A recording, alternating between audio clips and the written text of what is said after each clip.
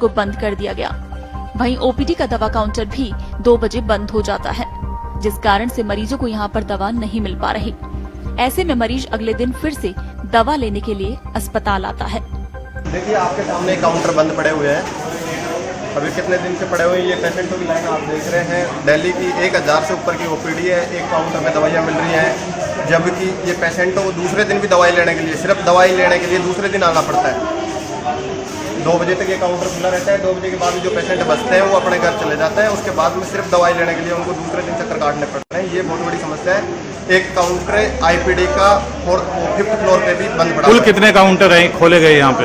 यहाँ counter 2 OPD थी और 2 आईपीडी थी। तो 2 ओपीडी आपके सामने है, जो एक बंद पड़ी हुई है और एक आईपीडी भी बंद पड़ी हुई है 5th फ्लोर पे। दवा लेने के लिए दूसरे दिन चक्कर। मरीज को पूरे दिन कतार में लगने के बाद बिना दवा के ही वापस लौटना पड़ रहा है।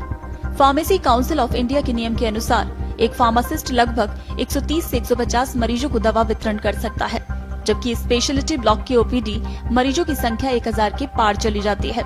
यहाँ ओपीडी काउंटर पर 2 फार्मासिस्ट सहायक लगे हुए हैं। डिपार्टमेंट ऑफ फार्मेसी के पूर्व छात्र प्रतिनिधि महावीर प्रसाद यादव का कहना है, अगर एक फार्मासिस्ट को एक मरीज को दवा देने में कम से कम 1 मिनट का समय लगता है, तो फार्मासिस्ट ड्यूटी के दौरान 360 पेशेंट को दवा दे सकता है।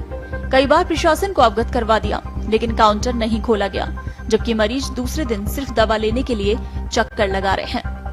According to pharmacy council of India और उसके रेगुलेशन के अनुसार एक फार्मासिस्ट 130 से 150 पेशेंट्स को दवाइयाँ डिस्पेंस कर सकता है। उनको ये नियम है। हाँ, ये नियम है।